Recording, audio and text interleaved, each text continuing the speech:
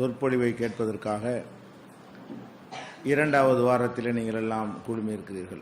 சென்ற வாரம் இஸ்லாத்தினுடைய அடிப்படை கொள்கை சரியாக இல்லாத காரணத்தினால்தான் ஏராளமான பிதஅத்துகள் என்ற அனாச்சாரங்களும் மார்க்க முரணான காரியங்களும் மார்க்கம் என்ற பெயரிலே இந்த சமுதாயத்திலே நுழைந்தன என்பது குறித்து சில செய்திகளை நம்ம பார்த்தோம். அதாவது லா இலாஹ இல்லல்லாஹ் என்ற அந்த திருக்கலிமாவையும் முஹம்மது ரசூலுல்லாஹ் என்ற இன்னொரு பகுதியான கலிமாவையும் அதனுடைய சரியான அர்த்தத்திலே நம்ம விளங்கி பதிய வைத்து இருந்தால் அல்லாஹுடைய சொல்லையும் ரசூலுடைய சொல்லையும் தவிர வேறு யாருடைய சொல்லையும் நம்ம மார்க்கம் ஆக்க மாட்டோம். அதில் குறைபாடு இருந்த காரணத்தினால்தான், தெளிவின்மை இருந்த காரணத்தினால்தான் எல்லா அனாச்சாரங்களையும் நம்ம செய்ய ஆரம்பித்தோம் என்பது சென்ற வாரம் சொன்ன செய்தியுடைய சுருக்கம். இப்படி குரானும் ஹதீஸும் மாத்திரம்தான் மார்க்கம் என்று எல்லாருமே விளங்கி வைத்திருக்கிறார்கள், அறகுறையாக விளங்கி இருக்கிறார்கள். இப்போ நம்ம அந்த சொன்ன செய்தி புதுசு இல்லை. லா இலாஹ இல்லல்லாஹ் அடிப்படையில் வாழணும்டா புதுசா, முஹம்மது ரசூலுல்லாஹ் என்கிற அடிப்படையில் வாழ வேண்டும் என்றால் அது புது செய்தியா? எல்லாருக்கும் தெரியும். குரான் அல்லாஹ்வுடைய வேதம், அது புது செய்தியா? எல்லாருக்கும் தெரியும். ரசூல் ஸல்லல்லாஹு அலைஹி வஸல்லம் அல்லாஹ்வுடைய தூதர், எல்லாருமே தெரியும். இஸ்லாத்தில் உள்ள ஒவ்வொருத்தருக்குமே தெரியும். அவங்க தான் கடைசி தூதர் என்றும் தெரியும். அவங்களுக்கு பிறகு வஹி வராது என்றும் தெரியும். அப்போ அந்த அடிப்படை அவங்களுக்கு ஒரு அளவுக்கு தெரிந்திருக்கும் பொழுது ஏன் இந்த மாதிரி அவங்க தடுமாறுறாங்க என்று கேட்டால் அதற்கு சில கோளாறுகள் இருக்கிறது, சில நோய்கள் இருக்கிறது. அந்த நோய்களும் தீர்ந்தால்தான் இந்த அடிப்படையில் சரியான முறையில் செயல்பட முடியும். இப்போ குரானுக்கும் ஹதீஸுக்கும் மாற்றமாக உங்களுடைய செயல் இருக்கிறது என்று நாம் சொன்னால், உங்களை விட பெரிய பெரிய ஆட்கள்லாம் சொன்னாங்களே குரான் ஹதீஸை பற்றி உங்களை விட அவங்களுக்கு தான் நல்லா தெரியும். குரான் ஹதீஸுக்கு மாற்றம்னு சொல்லி யாரும் அதை செய்ய மாட்டாங்க. அவங்க என்ன நியாயம் வச்சிருக்கிறாங்கன்னு கேட்டால், நம்ம காலத்தால் பிந்தியவர்கள், 1400 வருஷத்துக்கு பிந்தி இருக்கிறார்கள். சஹாபாக்கள் காலத்தால் முந்தியவர்கள், தாபியீன்கள் அதை விட கொஞ்சம் பிந்தினால் நம்மளோட முந்தியவர்கள், இமாம்கள் சொல்லக்கூடியவங்களும் முந்தினவங்க, ஒரு 1200 ஆண்டுகளுக்கு முன்னாடி அவங்க இருக்கிறாங்க. அப்போ ரசூல் ஸல்லல்லாஹு அலைஹி வஸல்லம் காலத்துக்கு நெருக்கமாக இருக்கிறவங்க யாரு? அவங்க தான். அப்போ கிட்டத்தில் இருக்கிறவங்களுக்கு நல்லா தெரியுமா, தூரத்தில் இருக்க நல்லா தெரியுமா? தான் மேட்ரு. எதனால் குழம்புறாங்க? குரான் ஹதீஸை தான் பின்பற்றணும் என்பது அவங்களும் சொல்லுவாங்க. போய் கேட்டீங்கன்னா குரான் ஹதீஸை பின்பற்றணும், குரான் ஹதீஸ் உங்களுக்கு தெரிகிறத விட அவங்களுக்கு நல்லா தெரியும். நீங்கள் சொல்லி கேட்குறத விட அவங்க சொல்லி நாங்கள் கேட்கலாம். நாங்களா குரான் ஹதீஸை ஆராய்ச்சி பண்ண போகிறோம், நீங்கள் சொல்கிறத தான் நம்ப போகிறோம். அப்போ குரான் ஹதீஸை பற்றிய ஞானம் காலத்தால் பிந்தியவங்களுக்கு சரியாக தெரியாது, காலத்தால் நெருக்கமானவங்களுக்கு நல்லா தெரியும். ரசூலுல்லாஹ்வை நேர பார்த்தவங்களுக்கு தான் நிறைய தெரியும். அந்த சஹாபாக்களோட யார் பழகினாங்களோ அவங்களுக்கு தான் ரொம்ப தெரியும். அவங்களுக்கு நெருக்கமாக இருந்த இமாம்களுக்கு தானே ரொம்ப தெரியும். அப்போ இதெல்லாம் ஒரு 1200 வருஷத்துக்கு முந்தி போயிடுது. இதுதான் அந்த அந்த கோளாறுலேயே நீடிக்கிறது காரணம். மதுஹபை நியாயப்படுத்துகிறாங்க. ஏன் நியாயப்படுத்துகிறாங்க? நீ யார் ஷாஃபி இமாம் யார், நீ யார் ஹனஃபி இமாம் யார்? நீ இன்னைக்கு உள்ள ஆள். அபு ஹனீஃபா இமாம் வந்து ஹிஜ்ரி 80 பிறக்கிறார், 150 மூத்தா போகிறாரு. ரசூலுல்லாஹ் காலத்துக்கு 80 வருஷத்துக்கு பிந்தி பிறக்கிறாரு, 150 வருஷத்தில் மூத்தாயிடுறாரு. அப்போ எவ்வளோ நெருக்கத்தில் வந்துடுறாரு. அப்போ அவருக்கு தானே செய்திகள்லாம் கரெக்டாக கிடைக்கும். இந்த மாதிரியான ஒரு வாதம் வெளிப்படையாக அவங்க செய்யாட்டாலும் அவங்க மனசில் இருக்கிறது. அவங்க ஆள் மனசில் என்ன பதிஞ்சிருக்கு? இவங்க நேற்று வந்த ஆளுக்கு சொல்ல நம்ம எப்படி கேட்குறது? அவங்களுக்கு தான் நல்லா தெரியும், சஹாபாக்களுக்கு தான் நல்லா தெரியும் அப்படின்னு சொல்லி சஹாபாக்கள் என்னத்தையா சொன்னாங்கன்னு சொன்னால் அதை நம்ம மார்க்கத்தான் ஏற்றுக்கிறேன்னு அவங்க குரான் ஹதீஸை வச்சு தான் சொல்லியிருப்பாங்க. அவங்களுக்கு தெரிகிற அளவுக்கு இவங்களுக்கு தெரியாது இப்படிங்கிற ஒரு வாதத்தை வைப்பாங்க. இன்னொரு விஷயத்துலையும் வைப்பாங்க. என்னன்னு கேட்டால், காலத்திலையும் முந்திடுறாங்க. அந்த தியாகம், அர்ப்பணிப்பு, இஹ்லாஸு இதில் எடுத்துக்கொண்டால் நம்ம அவங்ககிட்ட நிற்க முடியுமா? சஹாபாக்களுடைய இஹ்லாஸு அந்த முந்தைய காலம் இருக்க அவங்கள ரசூலுல்லாஹ் பாராட்டியிருக்கிறாங்க. ஹைருல் குருனி கரணி, காலங்களில் சிறந்த காலம் என் காலம். என் காலத்தில் வாழ்ந்த மக்கள் இருக்கிறாங்களே அவங்க தான் சிறந்தவங்க. சும்மல்லதீன யலூனஹும், அதுக்கடுத்து வரக்கூடியவங்க, அதுக்கடுத்து சிறந்தவங்க, அதாவது சஹாபாக்கள் ஃபர்ஸ்ட் சிறந்தவங்க, தாபியன்கள்ங்கிறவங்க செகண்ட் சிறந்தவங்களா இருக்கிறாங்க. சும்மல்லதீன யலூனஹும், அப்புறம் அவங்களுக்கு அடுத்து வர்ற தாபியன்களுக்கு அடுத்து வர்ற தபோ தாபியன்கள் இருக்காங்களே அவங்க சிறந்தவங்க. இப்படி ரசூலுல்லாஹ் சொல்லிவிட்டாங்க. அப்படின்னு இருக்கும் பொழுது இப்போ நம்மளுக்கு இருக்கிற இஹ்லாஸு, நம்மள்ட்ட இருக்கிற தியாகத்தை விட அவங்க இது கூடவா இல்லையா? கண்டிப்பாக கூட. நமக்கு சின்ன ஒரு நேரத்தை ஒதுக்க நமக்கு முடியாது. அவங்க லைஃபையே ஒதுக்குனாங்க. சொத்து சுகத்தை எல்லாம் விட்டு தியாகம் பண்ணி வேற ஊருக்கு போனாங்க. ஒரு சின்ன ஒரு இடத்தை நம்ம விட முடியாது. நம்ம வீட்டை ஒரு மணி நேரம் தியாகம் பண்ண முடியாது. அவங்க சொத்தையே தியாகம் பண்ணாங்க, சொந்த பந்தங்களை தியாகம் பண்ணாங்க, மார்க்கத்துக்காக கிடந்தாங்க. இதெல்லாம் எதுக்காக கிடந்தாங்க? சஹாபாக்கள்லாம் இதுக்கு தானே செஞ்சாங்க. அப்போ இதை கொண்டாந்து உங்கள்கிட்ட சொல்லுவாங்க. அதாவது காலத்தாலையும் அவங்க நெருக்கமாக இருக்கிறாங்க. ரெண்டாவது இறையச்சம், இஹ்லாஸு, தூய்மை, அதை எடுத்துக்கொண்டாலும் அவங்கள நம்ம அடிக்க முடியாது, நெருங்க முடியாது. அப்போ இந்த காலத்தில் உள்ளவன் வந்துக்கிட்டு சொல்கிறத கேட்டு அந்த காலத்தில் உள்ள சொல்ல விட முடியுமா? இதுதான் காரணம். எதனால வரமாட்டேங்கிறாங்க? குர்ஆனை எடுத்து காட்டினா கூட நீ தப்பாக காட்டுற, நீ தவறு அர்த்தம் செஞ்சுக்கிட்ட, உன்னை விட அவங்களுக்கு நல்லா தெரிய தானே செய்யும். நீ ஹதீஸுக்கு செய்கிற அர்த்தம் சரி, நாங்கள் எப்படி கண்டுபிடிக்கிறது? அதனால அவங்களும் ஹதீஸை தான் சொன்னாங்க. எப்படி பாயிண்ட் வைப்பாங்க? முன்னாடியே ஒரு செயல் தொடர்ந்துகிட்டு இருக்குமே, ஆனால் அவங்களும் ஹதீஸை வச்சு தான் சொல்லியிருப்பாங்க, உங்களுக்கு தெரியல அவங்களுக்கு தெரிஞ்சிருக்கும். இப்படிங்கிற ஒரு வாதத்தை சொல்லும் பொழுது வெளிப்படையாக சொல்லாட்டாங்க உள்ளத்தில் இருக்குது. இந்த மாதிரியான ஒரு கருத்து சிந்தனை அவங்க உள்ளத்தில் இருக்கிறதுனால தான் நம்ம என்ன குர்ஆன் வசனத்தை எடுத்து வச்சாலும் வேலையை பார்த்துட்டு போடா, உன்னை விட குர்ஆன் அவங்களுக்கு தெரியாதா? குர்ஆனை புறக்கணிக்கிறதுக்காக நம்மளை மறுக்கிறாங்க கிடையாது. அவன் என்ன நினைக்கிறான்னு கேட்டால், நம்மளை விட யாரு குர்ஆன் நல்லா தெரியும்? முந்தின ஆளுகளுக்கு தெரியும். அவங்க தூய்மையான ஒரு இஹ்லாஸோடு இருந்ததுனால அவங்களுக்கு நல்ல சரியான விஷயத்தான் சொல்லியிருப்பாங்க, கலப்படம் செய்ய மாட்டாங்க, ஏமாற்ற மாட்டாங்க. நம்ம கூட ஒரு நோக்கத்துக்கு மார்க்கத்தை வளர்ச்சிகளே சொல்லிவிடுவோம், அவங்களுக்கு அதெல்லாம் இல்லை. இப்படிங்கிற மாதிரியான ஒரு கருத்து அவங்க உள்ளத்தில் இருக்கிறது. இதை பற்றி மார்க்கத்தினுடைய நிலை என்னன்னு தெரிஞ்சாதான் முழுசா வெளியேற முடியும். எதை பற்றி இருக்கானே? காலத்தால் நெருங்கி இருக்கிறாங்க இல்லையா?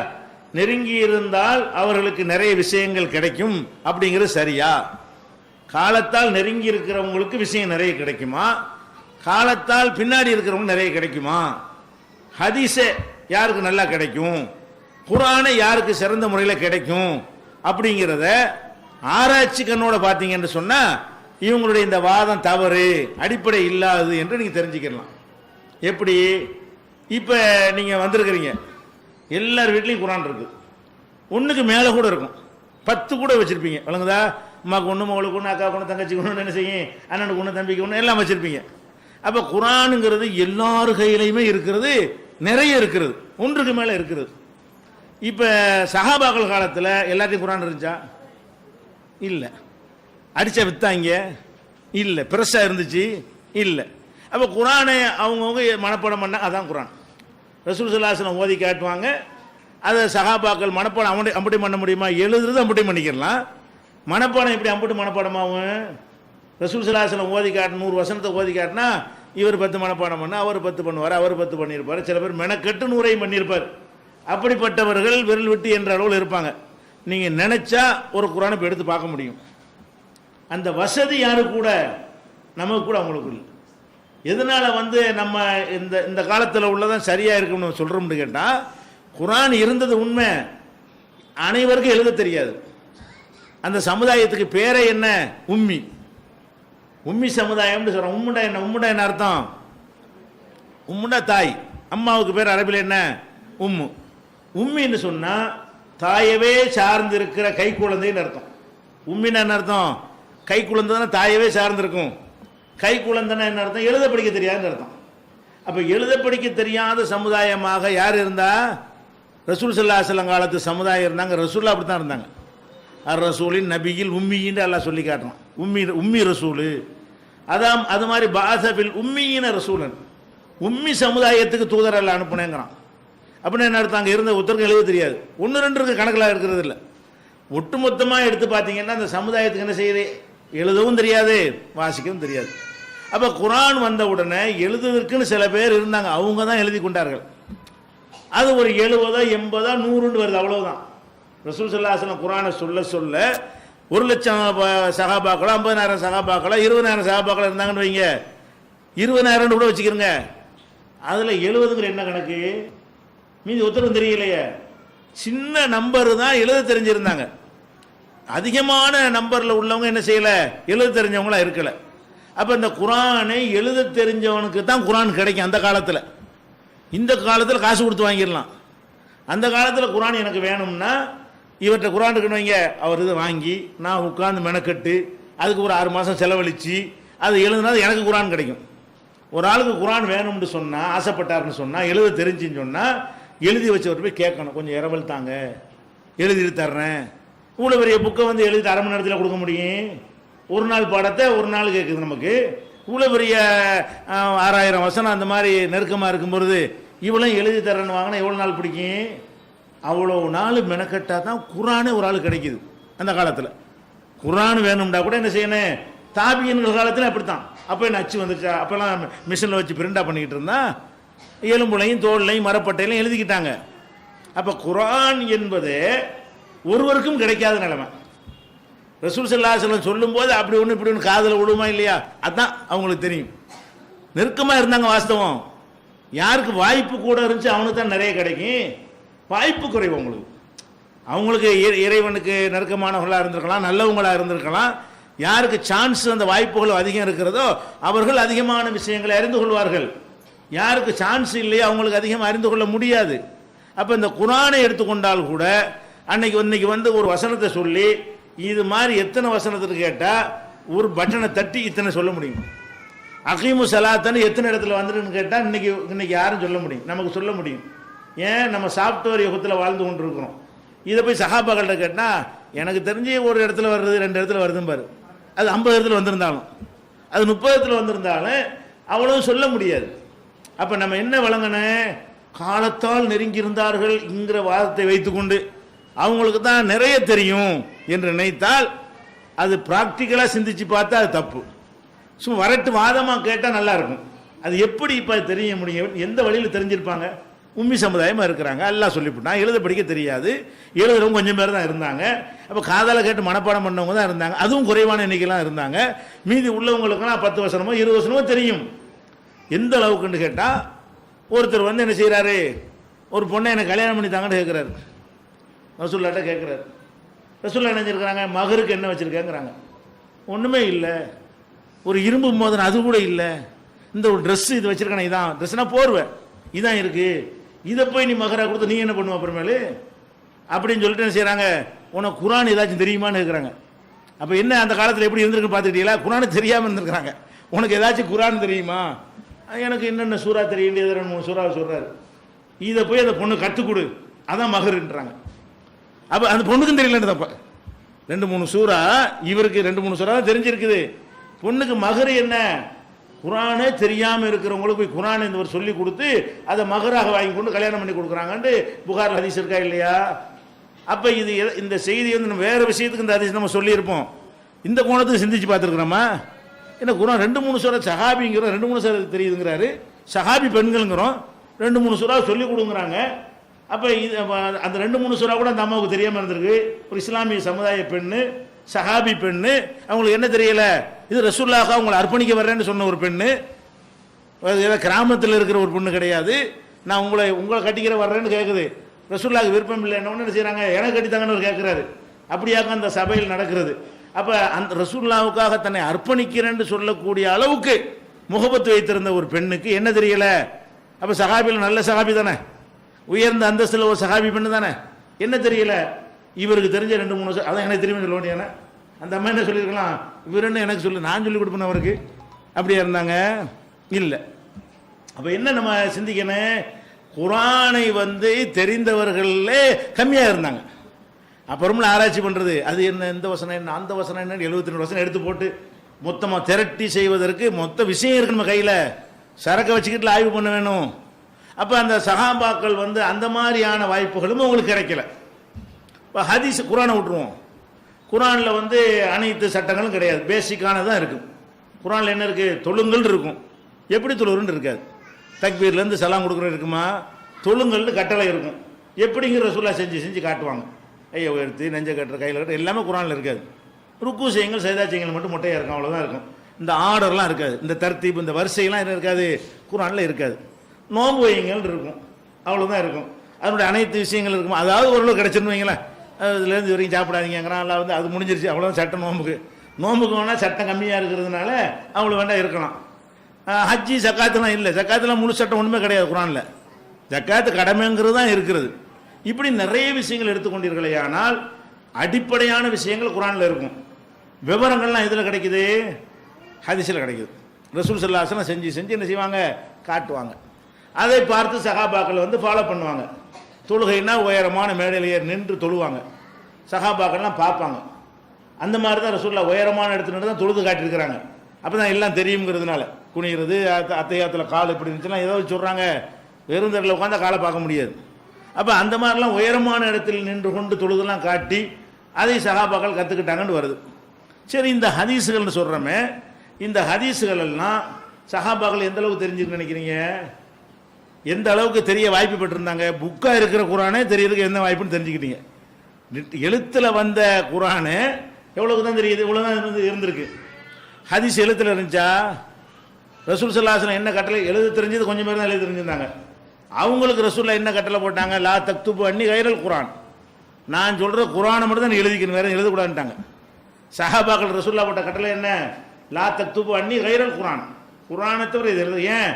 குரானை ஒன்றா கலந்தா குழம்பி குரானு கலந்துடும், குரானோட எதுவும் கலந்து விடக்கூடாது என்று சேஃப்டி பண்ணுவதற்காக வேண்டி ரசூல் ஸல்லல்லாஹு அலைஹி வஸல்லம் என்ன பண்ணாங்க? குரான், நான் குரான் சொல்கிறேன் அதை தான் எழுதிக்கிறேன், மற்ற விளக்கங்களை எழுதி வச்சுக்கூடாது, மனசெல்லாம் வச்சுக்கிறேன்ட்டாங்க. அப்போ ரசூல் ஸல்லல்லாஹு அலைஹி வஸல்லம் ஒன்று ரெண்டு சஹாபாக்கள், குரானை எழுதாத சஹாபாக்கள் இருப்பாங்கல்ல, அப்துல்லா இப்னு அம்ர் மாதிரி சில சஹாபாக்கள் வந்து ஒன்று ரெண்டு பேர் கொஞ்சம் எழுதிக்கிட்டாங்க, கொஞ்சம் பேர் கொஞ்சம் ஹதீஸுகளை, அனைத்தும் எழுத முடியாது. அப்போ மற்ற எல்லாமே செவி வழி தான், செவி வழியாகத்தான் இருந்தது. இப்போ செவி வழியாக இருக்குன்னு வைங்களேன். இப்போ ரசூல் ஸல்லல்லாஹு அலைஹி வஸல்லம் ஒரு வெள்ளிக்கிழமை மக்களுக்கு ஒரு செய்தியை சொல்கிறாங்க. அந்த வெள்ளிக்கிழமை சொன்ன செய்தியை அந்த சபையில் இருந்தவங்க கேட்டிருப்பாங்க. அந்த சபையில் மட்டும்தானே எல்லா உலக முஸ்லீமும் அந்த ஒரு சபையில் இருந்தாங்களா? எத்தனை பள்ளி அந்த ஊரில், அதை தாண்டின ஊர்களில் பள்ளிவாசல் இருக்குது. அங்கே உள்ள முஸ்லீம்களுக்கெல்லாம் இந்த ரசூல் ஸல்லல்லாஹு அலைஹி வஸல்லம் இந்த வெள்ளிக்கிழமை சொன்ன செய்தி தெரியாது. இது ஒரு இப்படி வச்சுக்கிறோமே, இந்த மன்னடி எத்தனை பள்ளியாசம் இருக்குது, இங்கே பேசுகிற பேச்சு அந்த பள்ளியில் உள்ளவர் தெரியுமா? இப்போ நம்ம பேச்சு தெரியணும்னு அவசியம் கிடையாது, நம்ம சாதாரண மனிதர்கள். அல்லாஹ்வுடைய ரசூல் பேச்சு எல்லாரும் தெரியணுமே, அனைவருக்கும் உள்ள ஒரு விஷயம் இல்லை. இப்போ ரசூல் ஸல்லல்லாஹு அலைஹி வஸல்லம் மஸ்ஜித் நபவியில் பேசினார்களே, ஆனால் அந்த பேசுகிற சபையில் எத்தனை பேர் இருந்தார்களோ அவர்கள் தான் அதை கேட்டிருப்பார்கள். அதை தவிர பல நூறு மடங்கு மக்கள் வெளியே இருந்தார்கள், வெளியில் ஜும்மா தொழுதிருப்பார்கள். அது வெள்ளி அல்லாத ஒரு நாளில் 5 வேளையில் பேசுகிறாங்கன்னு வைங்க, வர்றவங்க மகரிப் தொழுதுட்டு ஒரு செய்தியை மக்களுக்கு சொல்கிறாங்க, ஒரு 25 பேர் அங்கே உட்காந்துருப்பாங்க. அன்னைக்கு சொன்ன செய்தி இந்த 25 பேர் தான் தெரியும். அடுத்த நாளைக்கு மகரிபில் ஒரு 25 செய்தி சொன்னாங்கன்னு வைங்க, வேற 25 பேர் இருப்பாங்க, அவருக்கு அந்த 25 தெரியும், இந்த 25 தெரியாது. இப்படி பார்த்தீங்கன்னு சொன்னால் ஒவ்வொரு சஹாபாக்களுக்குமே 50, 100, 200 ஹதீஸ் தெரியும், அவ்வளோ எல்லாம் தெரியாது. ஏன் எல்லாம் தெரியறதா இருந்தால் புக்கு இருக்கணும், நம்ம ஏன் எல்லாம் தெரியறோம்? நம்ம ரசூலுல்லாஹ் காலத்தில் வாழலை, அவ்வளோயும் புக்கில் எடுத்து பார்த்து பரட்டி போய் தலைப்பு வாரியாக கூட எடுத்துட முடியும் நமக்கு. அன்னைக்கு என்ன நிலைமை? தெரிய வாய்ப்பு கிடையாது. அப்போ இது அதுலேயும் செவி வழியாக தான் இருக்குது, காதுலேருந்து. நான் உங்களுக்கு சொல்ல, நீங்கள் அவருக்கு சொல்ல, இப்படி தான் 200 வருஷ காலம், 200 வருஷ காலமாக ஹதீஸுகள் எப்படி வரல? புக்கு வடிவுக்கு வரல. குரானை காப்பாற்றுறதுலையே இருந்தாங்க, அது முதல் இடம் கொடுக்கணுங்கிறதுக்காக வேண்டி. அதுவும் குரான் எல்லாம் ஒன்று கலந்து குரானும் ஹதீஸ் சமமாயிருச்சுன்னு வைங்க, இன்னைக்கு குரான் ஒரு அற்புதம்னு பேச இயலாது. அல்லாஹ்வுடைய கலாம் மட்டும் தனிச்சு நிற்கணுங்கிறதுக்காக வேண்டி என்ன செஞ்சாங்க? ஹதீஸெல்லாம் மனசில் மட்டும் வச்சுக்க, பேப்பர் எழுதாதுன்ட்டாங்க. அப்போ அந்த மாதிரி குரான் உறுதிப்படுத்தப்பட்டதுக்கு பிறகு தான் நம்ம ஏன் ஹதீஸையும் எழுதக்கூடாதுன்னு சொல்லி எழுத ஆரம்பிக்கிறாங்க. அப்படின்னு பார்த்தீங்கன்னு சொன்னால், இந்த புகாரின்னு ஒரு ஹதீஸ் கிதாப் இருக்குது. இவர் இந்த ரசூலுல்லாஹ்வுடைய மாணவரா? புகாரின்னு ஒரு கிதாபில் இருக்காருன்னா இவர் ரசூலுல்லாஹ்ட்ட படித்து வரான்னு இல்லை. முஸ்லீம்னு ஒரு கிதாப்னா அவர் ரசூலுல்லாஹ்வுடைய மாணவரா, சஹாபி அவர் இல்லை. இவங்கெல்லாம் என்ன பண்ணுறாங்க? புகாராங்கிற ஊரை ரஷ்யாவில் இருக்கிறது. புகாரி இமாமுடைய ஊர் பேர் புகாரா, அவருடைய பேர் வந்து முகமது.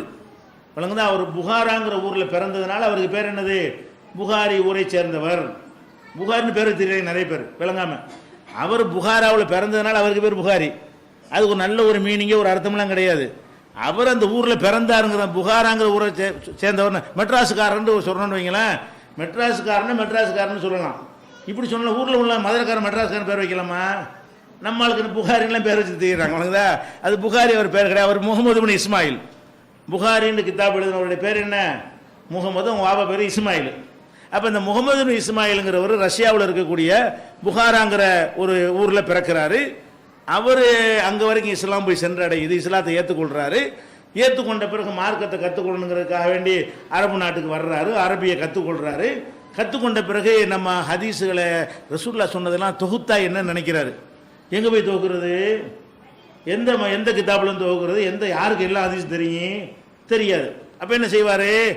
அந்த ஒருத்தர் இருக்கார், அந்த ஊரில் போய் கேளுங்க, ஒரு ஹதீஸ் சொல்லுவார், அவர்கிட்ட போய் ஒரு ஹதீஸை குறிச்சிக்கிறது. அப்புறம் அந்த ஊருக்கு போங்க, கும்பகோணத்துக்கு போங்க, உதாரணத்துக்காக வேண்டிய அங்கே எது கும்பகோணம் கேட்கக்கூடாது, கும்பகோணத்துக்கு போயிடுவாரா, கும்பகோணத்தில் போய் கேள்விப்படுவார், திருச்சியில் 2 பேர் இருக்கிறாங்க, அவங்க 4 ஹதீஸ் தெரியும், அங்கே திருச்சிக்கு போகிறது. திருச்சியில் இருக்கும்போது அங்கே கேள்வி மதுரையில் ஒரு 3 பேர் இருக்காங்க, போங்க, அங்கே சில ஆளுக்கு ஹதீஸ் சொல்கிறாங்கன்னொன்னே இப்படி தான் ஹதீஸ் தொகுத்தாங்க. எல்லாமே ஒரு இடத்துல இருந்தால் உட்கார்ந்து எடுத்து தொகுத்துட்டு போயிருக்கலாம். அவருடைய பிரயாணங்கள் வழியாக அந்த ரசூலுல்லாஹ்ட்ட ஹதீஸை கேட்ட சகாபாக்கள் ஒவ்வொரு சகாபியும் அனைத்தையும் கேட்டிருந்தால், அவரிடமிருந்து தாபியன்கள் அனைத்தையும் கேட்டிருந்தால், ஒரு ஆளை பிடிச்ச மட்டும் எழுதி வந்துடலாம்.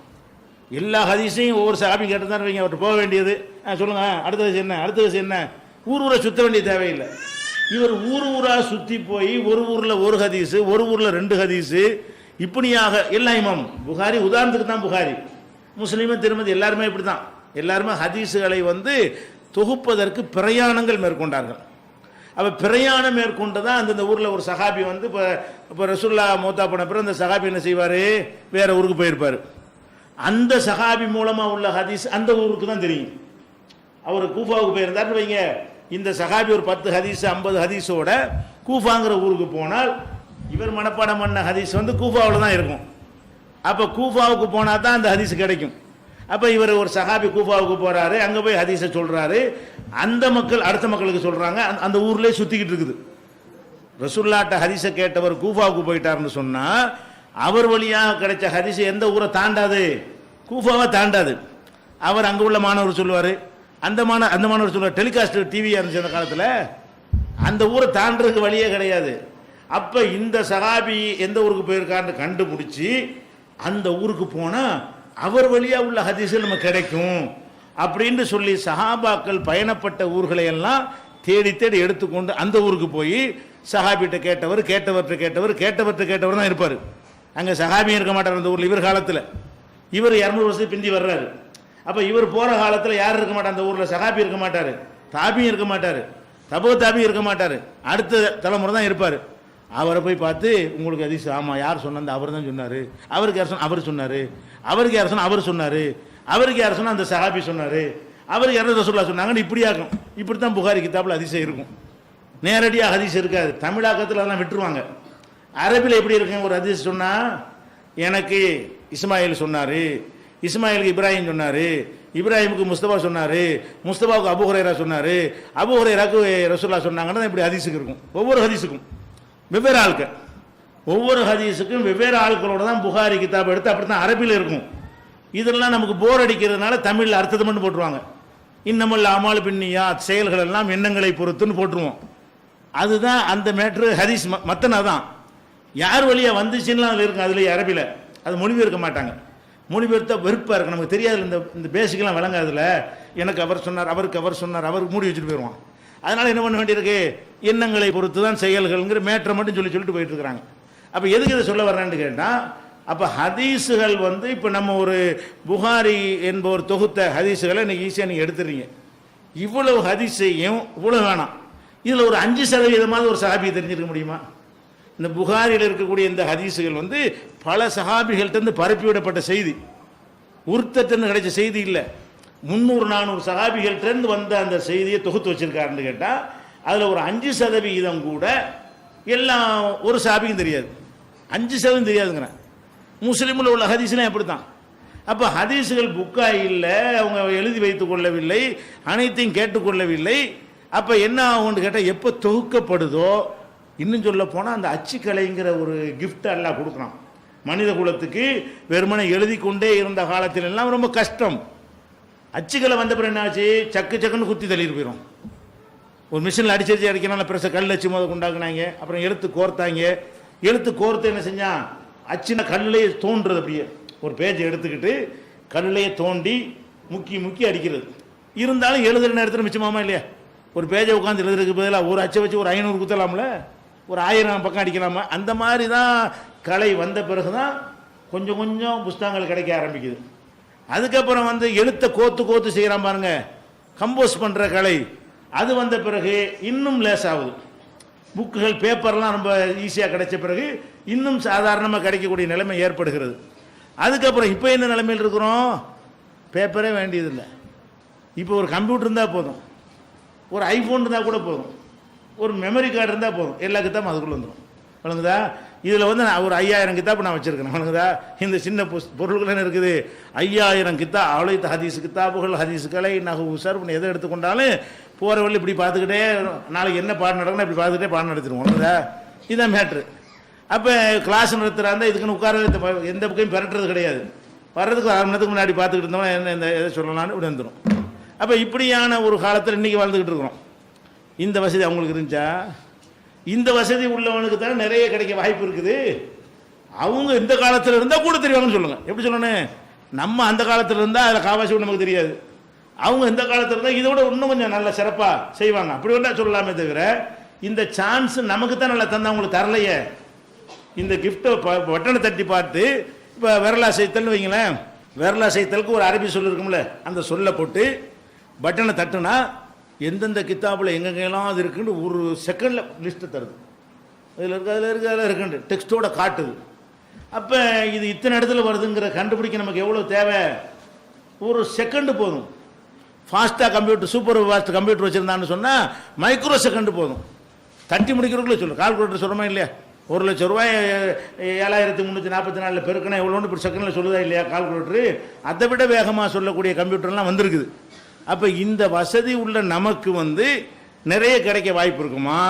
ஹதீஸுகளை நிறைய பார்க்க வாய்ப்பு இருக்குமா? அவங்களுக்கு இருந்திருக்குமா? இல்லை. அவங்க குற்றவாளியும் கிடையாது.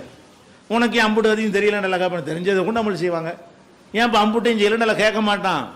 சஹாபாக்களுக்கு வந்து அனைத்து விஷயங்களும் தெரியாமல் இருந்ததுனால எந்த அவங்கவுங்களும் தெரிஞ்சபடி என்ன செய்வாங்க? செயல்பட்டுக்கிட்டே இருப்பாங்க. உதாரணத்துக்கு சொல்வதாக இருந்தால் உமர் ரலியல்லாஹு அன்ஹு பற்றி என்ன ரசூலுல்லாஹ் புகழ்றாங்க? இன்னல்லாஹ லயன்திகு அலா லிசானி உமர். உமருடைய நாவில் அல்லாஹ் பேசுகிறான். அவர் சில விஷயங்களை ஒரு அட்வைஸ் பண்ணுவார், ரசூலுல்லாஹ் வேற கருத்தில் இருப்பாங்க, இவர் அட்வைஸ் பண்ண மாதிரி வகி வந்துடும் சில விஷயங்கள்ல, ரொம்ப இல்லை, ஒரு 3 விஷயம் 4 விஷயத்தில். அப்போ அதை வச்சு என்ன செய்கிறான்? அவரே சொல்லுவார், வாஃபக ரப்பி ஃபீ ஸலாஸ், 3 விஷயத்தில் நான் சொன்ன மாதிரி எல்லாம் வகி இறக்கிட்டான், அவன் சொன்ன மாதிரி நான் பேசிவிட்டேன்னு உமரே சொல்லுவார். அது ஒரு சந்தோஷமாக சொல்லுவார், பெருமையாக இல்லை.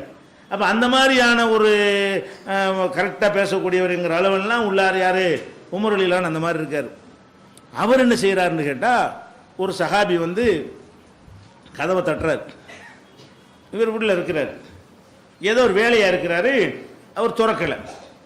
2ஆவதையும் தட்டுறாரு, அஸ்ஸலாமு அலைக்கும் சொல்லி என்ன செய்கிறார்? சலாம் சொல்லிட்டு பர்மிஷன் தான் உள்ளே போகணும். ஒரு வீட்டுக்கு போகிறதா இருந்தால் அஸ்ஸலாமு அலைக்கும் வரலாமான்னு கேட்கணும், சவுண்டு வருதான்னு பார்க்கணும், இல்லைன்னா மறுபடியும் ஒருக்கா சொல்லணும், சவுண்டு வருதான்னு பார்க்கணும், 3ஆவது தடவை சொல்லணும், சவுண்டு வருதான்னு, இல்லை திரும்பி போயிடணும், கதை போட்டு உடைக்கக்கூடாது. சிலர் என்ன செய்வாங்க? தட்டலைன்னா அவன் என்ன நிலையில் இருக்கானோ, அவங்க எந்த நிலையில் இருக்காங்களோ, அவங்களுடைய சூழ்நிலைகள் பாத்ரூமில் இருப்பாங்க, வேறு விஷயமாக எத்தனை விஷயங்கள் இருக்கும்.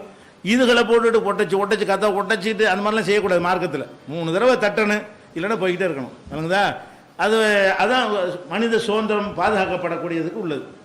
அவர் திரும்பி போயிட்டார். இவர் வேலையெல்லாம் முடிச்சுட்டு, அது யாருப்பா அந்த கதை தட்டினால கூப்பிடு. அவர் போய் எவ்வளோ நேரம் ஆச்சு? இவர் வேலையெல்லாம் பார்த்து தட்டினவருக்கு மரியாதை கொடுக்காம ரொம்ப நேரம் கழிச்சு என்ன செய்கிறாரு? வேலையெல்லாம் முடிச்சுட்டு யாரோ தட்டினாங்களா, அவர் யாருன்னு பார்ப்பா. அவர் போய் ரொம்ப நேரம் ஆச்சுங்க. ரொம்ப நேரம் ஆச்சா? தட்டினா வெயிட் பண்ணி நிற்க மாட்டாரா? கூட்டால ஓ ஜனாதிபதியில் உமர் ரலியல்லாஹு அன்ஹு ஆட்சி ஜனாதிபதியாக இருக்கார். ஜனாதிபதினா ஜனாதிபதிக்குன்னு ஒரு மரியாதை இருக்கா இல்லை? ரசூலுல்லாஹ் காலத்துக்கு பிந்தி உள்ளது. அப்போ கூட்டு வந்துடுறாங்க. ஏன் வந்த தட்டிட்டே நிற்கல, எப்படி நீ போகலாம் அப்படின்னு கேட்குறாரு. அவர் என்ன சொல்கிறாரு? ஒரு இடத்துக்கு போனால் 3 தடவை பர்மிஷன் கேட்கணும், மறுத்துட்டா திரும்பிடணும், ரசூலுல்லாஹ் சொல்லியிருக்கிறாங்க, நான் கேட்டிருக்கிறேன் அப்படிங்கிறாரு. இன்னும் ரசூலுல்லாஹ் சொல்லியிருக்காங்களா? இது நிரூபிக்கணும். நீ இதே மாதிரி ஒரு சாட்சியை கொண்டாந்து கேட்டது எனக்கு நிரூபிக்கணும்னு விட மாட்டேங்கிறார். அவர் போய் தேடுறாரு, ஒரு கடத்தருக்கு போகிறார், அங்கே போகிறார், சஹாபாக்களை கூடி இருக்கிறாங்க, இந்த மாதிரி ஒரு ஹதீஸை நான் கேட்டேன், அவர் சாட்சி கேட்குறாரு, நீங்கள் யாராச்சும் கேட்டிருக்கிறீங்களாங்கிறார். ஒரு தட்டியா ஒரு ஆள் என்ன செய்கிறாரு? நான் கேட்டிருக்கிறேன், நான் அந்த ஹதீஸை கேட்டிருக்கிறேன். வா கூப்பிட்டு வந்து சாட்சி சொல்கிறாங்க. எதுக்கு சொல்கிறேன்னு கேட்டால், இந்த செய்தி நம்ம எல்லாருக்குமே தெரியும், உமரெல்லாம் தெரியல. 3 தடவை தட்டாட்டி திரும்பி போயிடணும், உங்களுக்கு தெரியுமில்ல, எனக்கு தெரியுமில்ல, எல்லாருக்கும் தெரியுமில்ல, உமரெல்லான்னு தெரியல. அவர் குற்றமா அது? அவர் அறிவு குறைவா? தகவல் கிடைச்சா தெரிஞ்சிருக்கும், கிடைக்கல அவ்வளோதான். அன்னைக்கு ரசூல்லா சொல்லும்போது வெளியூருக்கு போயிருப்பாரு, இந்த செய்தி ரசூல்லா பயான் பண்ணும்போது வியாபாரத்துக்கு போயிருப்பாரு, அன்னைக்கு ரசூல்லாட்ட வந்திருக்க மாட்டார், தொழில் செய்ய போயிருப்பாரு, அதுக்கு காதில் முடிஞ்சு வச்ச அவ்வளோதான். அப்போ இந்த மாதிரி ஒரு சந்தர்ப்பத்தில் அவர் சொல்லி காட்டுறாரு, ஆமாம் நாங்கள் தொழில்துறை வியாபாரம்னு போயிட்டோம், என்ன எங்கப்பா இப்போ தெரிஞ்சுக்கிட்டோம், அந்த சான்ஸ் எங்களுக்கு எங்கே கிடைச்சுன்னு அவர் சொல்கிறாரு காரணத்தை. இதுதான் விஷயம். அப்போ சாதாரணமான தெரிஞ்சிருக்கிற விஷயமா இருக்கும், அது யாருக்கு தெரியாது, பெரிய சஹாபிக்கு தெரியாது, அது அறியாமல் கிடையாது. நம்ம அந்த காலத்துல தான் நமக்கு தெரியாது, அவங்க இந்த காலத்துல அவங்களுக்கு தெரியும். இந்த காலத்தினால தான் தெரிகிறமே தவிர ஆளுனால கிடையாது. பெரிய திறமையான ஆளாக இருந்தாலும் இருக்கிற வாய்ப்பு கிடைச்சா தானே அது அறிய முடியும். அறிகிற வாய்ப்பே இல்லாட்டி திறமை மட்டும் இருந்து எப்படி அறிகிறது? அப்போ இந்த மாதிரியான இதை விளங்கிக்கிட்டாங்கன்னு சொன்னால், அந்த காலத்தில் உள்ளதோடு உங்களுக்கு தெரிஞ்சிருச்சான்னு கேட்கவானே வேணாச்சு. இதை இவன் நான் சொன்ன இவ்வளோ விஷயத்தையும் ஒரு வரியில் ரசூலுல்லாஹ் சொல்லிட்டாங்க. இப்போ நான் சொன்ன இவ்வளோ விஷயம் இவ்வளோ நேரம் சொன்னதுக்கு ஒரே வரி தான். இது நானாக இட்டுக்கிட்டலாம் சொல்லலை, இதான் லாஜிக், இதான் உண்மை. நான் சொல்லக்கூடியதான் உண்மை, ஒரு ஆதாரம் காட்டாவிட்டாலும் இதான் உண்மை. ஆனால் ரசூல் ஸல்லல்லாஹு அலைஹி வஸல்லம் செஞ்சுட்டாங்க, அது சொன்ன அதுக்கு ஏதாவது கேள்வி வைப்பாங்கல்ல, அதுக்காக ரசூல் ஸல்லல்லாஹு அலைஹி வஸல்லம் அதுக்கு ஒரு பிடியை போட்டு வச்சுட்டாங்க. இந்த கடைசி ஹஜ்ஜில் உரை நிகழ்த்துறாங்கல்ல, உரை நிகழ்த்திட்டு ஃபல்லி பல்லிகு ஷாஹிதுல் காயிப், இங்கே வந்திருக்கக்கூடியவர்கள் வராதவங்களுக்கு சொல்லிடுங்க. நான் சில செய்திகளை உரை நிகழ்த்திருக்கிறேன், பல விஷயங்களை உங்களுக்கு சொல்லி இருக்கிறேன், கேட்டவங்க யாருக்கு போய் சொல்லுங்க, கேட்காதவங்களுக்கு சொல்லிடுங்க. இதோடு நிறுத்திக்கல. அப்புறம் சொல்றாங்க, ருப்பமு பல்லகின் அவ் ஆமின் சாமின், நீங்க வந்து நேர கேட்டீங்களே, உங்களை விட உங்கள்கிட்ட இருந்து கேட்பாங்களே அவங்க நன்கு புரியக்கூடியவர்களாக இருப்பார்கள். அதான் நேரடியாக கேட்பவர்களை விட என்றால் சஹாபாக்கள். நேரடியாக கேட்டவர் யாரா இருப்பாரு? ரசூலுல்லாஹ்ட்ட கேட்டவர் சஹாபி எத்தனை இருப்பாரு? அப்ப சாமியின்ங்கிறாங்க. ருப்பமு பல்லகின் அவ் ஆமின் சாமியின், நேரடியாக கேட்டவர்களை விட, என்னிடத்தில் நேரடியாக கேட்டவர்களை விட உங்களிடத்தில் நேரடியாக கேட்பார, உங்களால் எத்தி வைக்கப்படுவார, அவர் நன்கு அறியக்கூடியவராக இருப்பார். அப்ப வந்து சில விஷயங்கள் வந்து காலம் விளங்க வைக்கும். ஹதீஸ் தெரியும், அதனுடைய உள்ள அர்த்தங்கள் யாருக்கு விளங்காது? ஒரு காலத்தில் உள்ளவங்களுக்கு விளங்காது, பின்னாடி தொழுகணும் போய் எல்லாருக்கும் விளங்கிடும். கையை வசத்தணும்னா இது பெரிய ஆராய்ச்சி விஷயமா? அவரும் வசத்தோர் நம்மளும் ஒரே மாதிரி தான் விளங்கிக்கிடுவோம். அதே நேரத்தில் வந்து திருப்பி தரும் வானம்னு அல்லாஹ் குர்ஆன்ல சொல்லுவான். இது அவர் என்ன விளங்கியிருப்பாரு? வானம் திருப்பி தருதுன்னு அல்லாஹ் சொல்றான். என்ன திருப்பி தருது? நிறைய திருப்பி தருது. இங்கே இருந்து நீராவியை எடுத்துகிட்டு போகுது, ஒரு இடத்துல வச்சு நம்ம நமக்கு திருப்பி தருது, மழையை தருது, அதை கூட திருப்பி தான் தருது. இங்கேருந்து வீடியோ ஆடியோக்கெல்லாம் அப்படி போகுது, மேலே ஷாட்டில் மாதிரி திருப்பி கொட்டுது, கொட்டி டிவிலாம் வீட்டுக்குள்ளே வருது. அது வீட்டுக்குள்ளே எப்படி வருது? இப்படி பேர் தானே வருது. இங்கேருந்து சேட்டலைட் மூலமாக மேலே ஏற்றி விட்றான், சேட்டலைட்டுக்கு அவன் அங்கேருந்து கீழே கொட்டுறான். அது நமக்கு என்ன செய்யுது? கேபிள் டிவி வழியாக வீட்டுக்குள்ளே வருதா இல்லையா, அதை கூட திருப்பி தருது. நிறைய விஷயங்களை திருப்பி தருது, வெப்பத்தை திருப்பி தருது, இப்படி பல விஷயங்களை திருப்பி தருகிறது. இந்த வசனத்தை நான் எப்படி விளங்க, நீங்கள் எப்படி விளங்குவீங்க, அவங்க எப்படி விளங்கியிருப்பாங்க? என்னமோ எல்லாம் திருப்பி தருதுன்னா ஏதோ இருக்கும் போல இருக்கு, அவ்வளோதான் அவங்களுக்கு தெரியும். யாருக்கு? சில விஷயங்கள் வந்து காலத்துக்கு ஏற்றவாறு புரிந்து கொள்கிற விஷயங்கள் இருக்கிறது. தொழுவனும் நோன்பு வைக்கணும், அது கரெக்டாக புரிஞ்சுக்கிறாங்க. அதில் பெரிய ஆராய்ச்சிக்கோ காலம் சொல்லித்தர்ற விஷயங்கள் அதில் இல்லை. சில விஷயங்கள் காலம்தான் சொல்லித்தரும். இப்போ வந்து விண்வெளி பயணத்தை பற்றி சொல்லும் பொழுது, மேலே ஏறி செல்லும் பொழுது இதயம் என்ன செய்ய சுருங்கிருதுன்னு நல்லா சொல்கிறான். இது குர்ஆன்லேயே அப்படி இருக்குது. எஜால் சத்ரஹு லையகன் கன்னமா யஸ்ஸஅது ஃபிஸ்ஸமா, வானத்தில் மேலே ஏறி செல்லும் பொழுது எப்படி இதயம் சுருங்கி இறுகி விடுமோ அந்த மாதிரி இந்த காபிர்களுடைய உள்ளம் வந்து இறுகிருச்சு. நல்லா உதாரணம் காட்டுறான். சஹாபாக்கள் என்ன விளங்கியிருப்பாங்க? மேலே ஏறுறதா? எப்படி மேலே ஏறுறது? மேலே ஏறினா எப்படி? அது என்ன விளங்க முடியும்? மனுஷன் மேலே ஏறுறதை பற்றி கற்பனையாக உங்களுக்கு செய்ய முடியுமா உங்களுக்கு? சரி, நம்ம இப்போ காவிருக்கு சுருங்கிருச்சிங்கிற அல்ல, மேட்டரை மட்டும் வச்சுக்கிறாங்க. உதாரணத்தை விட்டுவிட்டு என்ன செய்வாங்க? இந்த காவியருடைய உள்ள வந்து சுருங்கி போச்சு என்று விளங்கிட்டு விட்டு போயிடுவாங்க. நம்ம என்ன செய்யறோம்? அட்டே இது இறைவன் வார்த்தைங்கிறதுக்கு ஆதாரம்டா. விண்வெளிக்கு போனவன்ட்டு போய் கேளு, மேலே போக போக அப்படி இறுக்கி சுருக்கி என்ன செய்ய இதையும் சுருங்கும். ஆம்ஸ்டாங்கிட்ட போய் கேட்டுப்பாரு, விண்வெளிக்கு அனுப்பின குரங்கிட்ட குரங்கு பேசாது, அதை டெஸ்ட் பண்ணிப்பாரு, அது என்ன மாதிரி எல்லாம் அது சுருங்குனுச்சுன்னு தெரியும். அப்போ மேலே ஏற ஏற ஏன் விமான பயணத்தில் ஏறும்போது நமக்கு தெரியுமே, அது விமானம் இல்லாத காலத்தை எப்படி புரிஞ்சுக்கிடுவான்? விமானத்தில் போகும்போது இப்படி போகும்போது இதே இப்படி மேலே தொண்டைக்குழி வர்ற மாதிரி இருக்கா இல்லையா? விமானம் பறக்கும்போது மேலே ஏறும்போது பார்த்தீங்கன்னா நம்ம இதயம் இருக்குல்ல, தொண்டைக்குழிக்கு வர்ற மாதிரி இருக்கும். முதல் தடவை போகும்போது பழகிட்டானு ஒன்றும் தெரியாது. இப்போ சைக்கிளில் முதல் தடவை கீழே அப்படி செய்யறாங்க, ரெண்டாவது தடவை போனால் ஏதாவது தெரியுதா? அப்படி ஃபர்ஸ்ட் டைம் ஏறினான விமானத்தில் அப்படி நடுங்கிட்டு என்னமோ அலறி போயிடுவான். அப்போ இது யாருக்கு தெரியுது? நமக்கு தெரியுது. இந்த வசனத்தை படிக்கும் போதே என்ன அழகாக சொல்லியிருக்கிறான். அந்த காலத்தில் இந்த விஞ்ஞானமே இல்லை, ரசூல்லா மேலே ஏறி போகணும்னு கிடையாது, அந்த விமானம் கிடையாது, உண்மை கிடையாது. இதை அவருடைய கற்பனை அப்படி சொல்லியிருப்பாரு. இது அல்லாவுடைய வார்த்தை தான், படைச்சவன் தான் அதை சொல்லியிருப்பான்.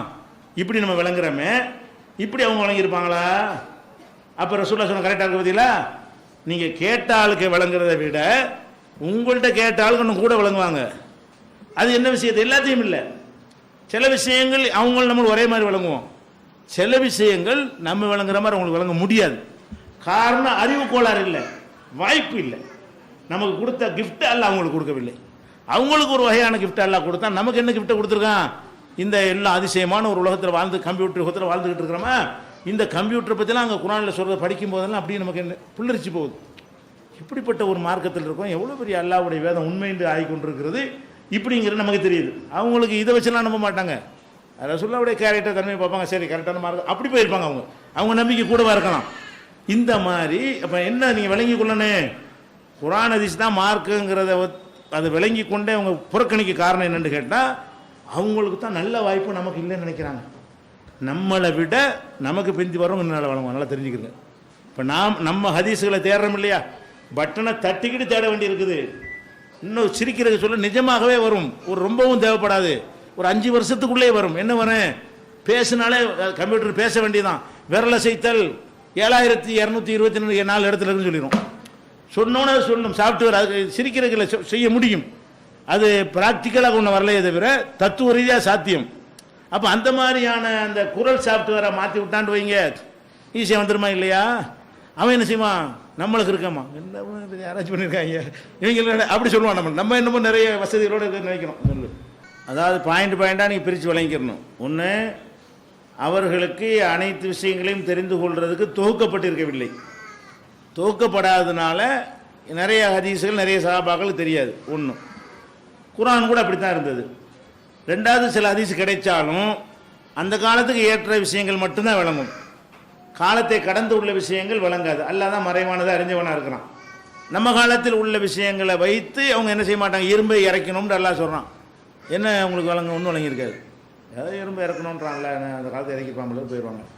இப்போ விஞ்ஞானி ஆராய்ச்சி பண்ணி அதை வச்சு இஸ்லாத்துக்கு வர்றான். இரும்பு பூமியில் உண்டானது கிடையாது, இரும்பு உண்டாக்குறதுக்கு எவ்வளோ வெப்பம் வேணுமோ அந்த வெப்பம் பூமியில் எந்த காலத்திலும் இருந்தது இல்லை. அது வெப்பம் தானே உண்டாக்குது, இரும்பு உண்டாவதற்குன்னு ஒரு குறிப்பிட்ட வெப்பம் இருக்கணும், அந்த வெப்பம் பூமியில் இருந்ததே இல்லை. அப்போ மேலே உள்ள எரி நட்சத்திரங்கள் வெடிச்சு செதறி அந்த வெப்பத்தில் தான் இரும்பு உண்டாகி கொட்டி போயிருக்குன்னு சொல்லி என்ன செய்யலாம், இப்போ கண்டுபிடிச்சி. அது பெரிய நுணுக்கமான விஷயம். இந்த ஆயத்தை வைத்து கொண்டு நம்ம இப்படி விளங்குற மாதிரி அவங்களுக்கு விளங்க இயலுமா? விளங்காட்டி அறிவு குறைவுன்னு அர்த்தமா? இல்லை, அறிவு குறைவு இல்லை.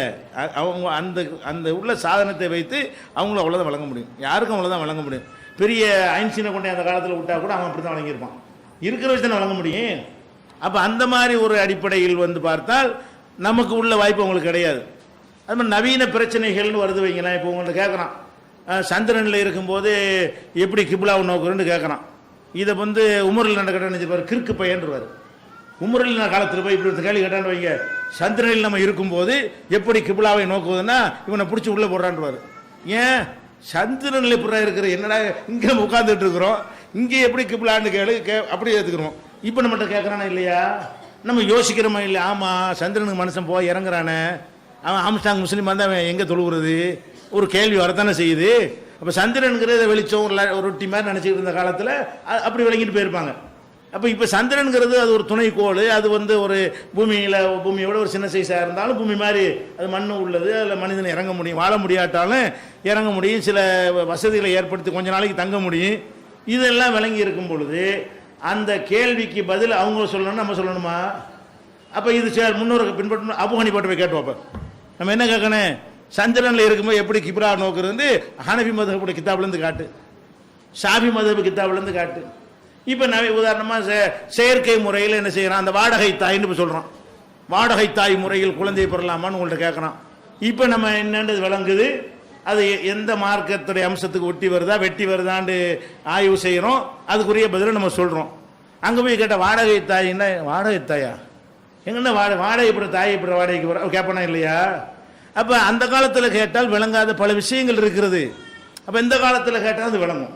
அப்போ புதுசாக டிவி தொலைக்காட்சி பார்க்கலாமான்னு அவர் என்ன செஞ்சிருப்பார்? அபு ஹனீஃபாட்ட போய் கேட்டால் தொலையில் உள்ள காட்சியும் பார்க்கலாம், கிட்ட உள்ள காட்சியும் பார்க்கலான் இருப்பார்.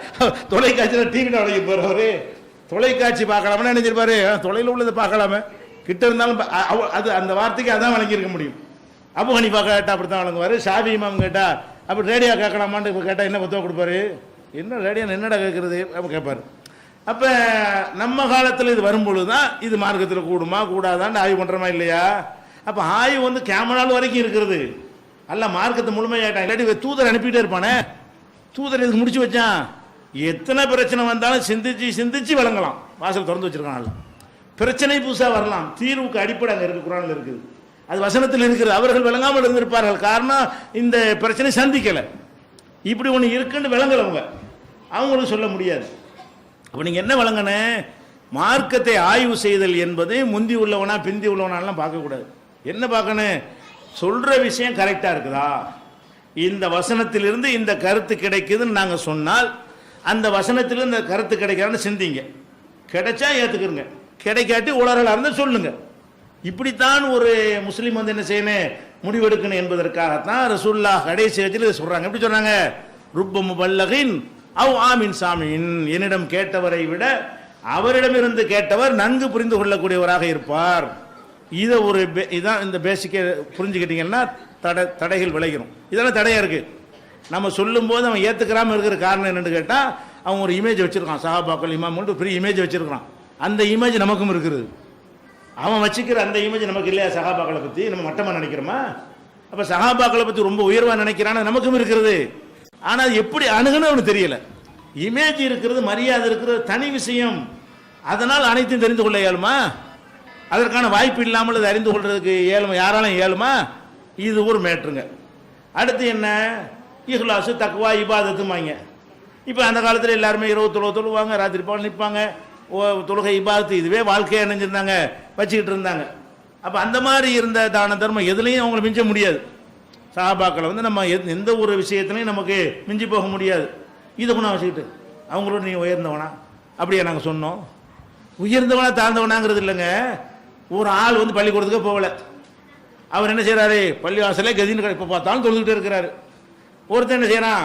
ஒரு அளவுக்கு ஏதாவது தொழுவான், போவான், பள்ளிக்கூடத்துக்கு போகிறான், படிச்சிருக்கிறான். அவன்கிட்ட என்ன செய்கிறான்? எம்மூனை எத்தனை கேட்டால் 24மா. இவர்கிட்ட போய் எம்மூனா என்னன்னு சொன்னால் தொழுவுற இல்லை, சொல்லுங்க பதில். தொழுதா பதில் சொல்லையாலுமா? அடே நல்லவராக இருக்கிறதுக்கு மூளை வேலை செய்யறதுக்கு தொடர்பு இருக்குதா? நல்லவராக இருந்தால் வேணும்னு திட்டமிட்டு போய் சொல்ல மாட்டார்னு நீங்கள் சொல்லலாமே தவிர மூளைக்கு படுவதற்கு படிக்கணும்ல, சிந்தனைக்கு படிக்கணும்ல.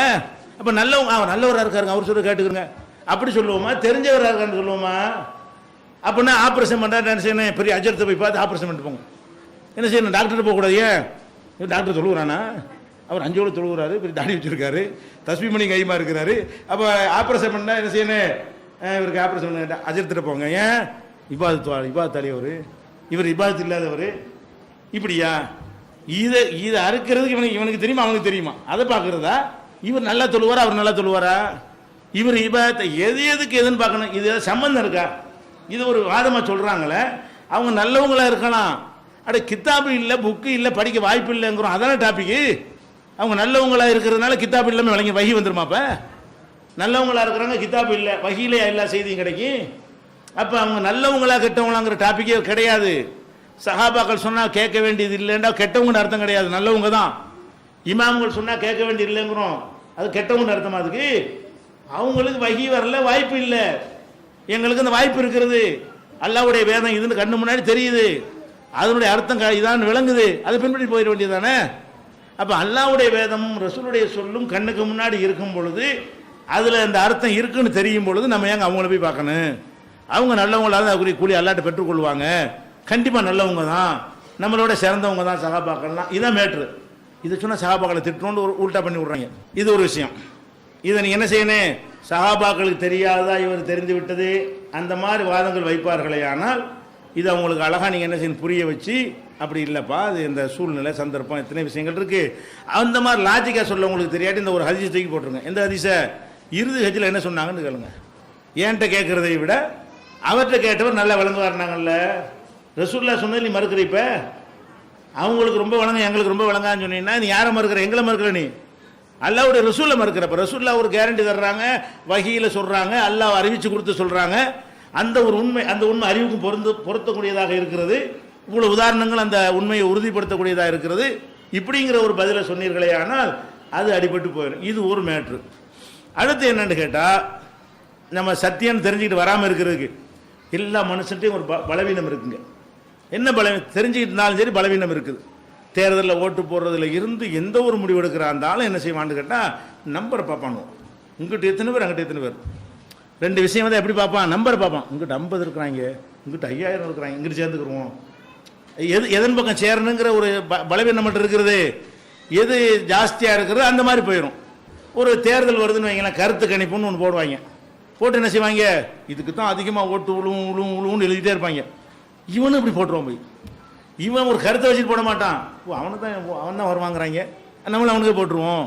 அப்போ ஒரு மக்கள்லாம் அதிகமாக எந்த பக்கம் இருக்கிறாங்கன்னு தெரிந்தால் அல்லது அப்படி நினைத்தால் அதை ஒட்டி முடிவெடுக்கக்கூடிய ஒரு பலவீனம் என்ன செய்யுது? எல்லாத்தையுமே இருக்கிறது. ஏன் நிறைய பேர் இப்படி தப்பு செய்வான், கொஞ்சம் பேர் தப்பு செய்ய வாய்ப்பு இருக்கிறது.